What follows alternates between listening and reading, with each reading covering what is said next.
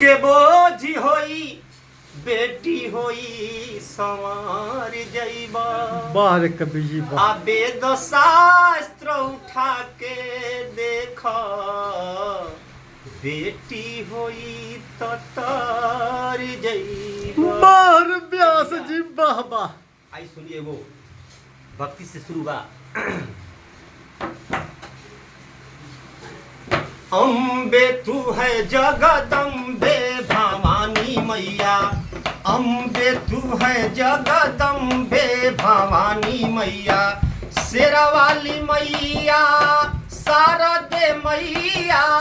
शेरा वाली मैया शारदे मैया।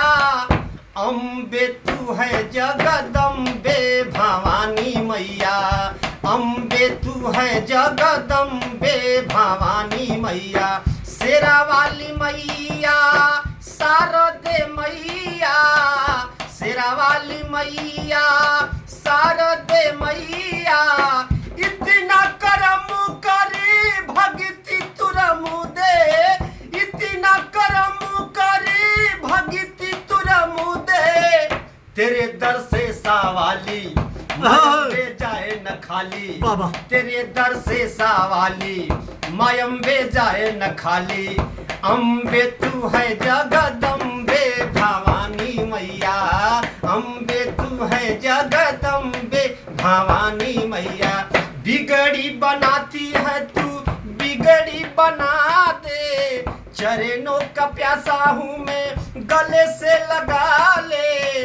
बिगड़ी बनाती है तू बिगड़ी बना दे। चरणों का प्यासा हूँ मैं गले से लगा ले। तेरे दर से सावाली माँ अम्बे जाए न खाली।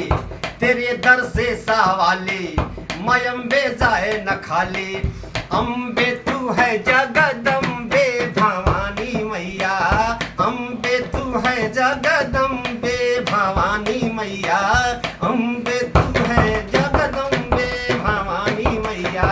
अम्बे तू है जगदम्बे भवानी। बारे बारे व्यास जी एकदम लाजवाब टैलेंट है आपका जिसका कोई जवाब नहीं है। हम तो दीवाने हैं आपके बोल व्यास साचे जी। दरबार की जय।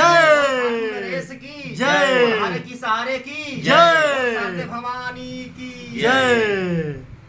भैया लोग अगर अच्छा लगी तो व्यास जी के जोन बा शेयर कल जाई ताकि इहों के जोन बा नाम होके आप लोग के दिल में जगह मिले। ये वीडियो के अधिक से अधिक शेयर कल जा ताकि इहों के हिट हो जाई। बहुत ही अच्छा टैलेंट बा। आप लोग के प्यार आशीर्वाद व्यास जी पे बनल है, हमारी ऊपर बनल है। जय माता दी, हर हर महादेव, जय जय श्री शंभू।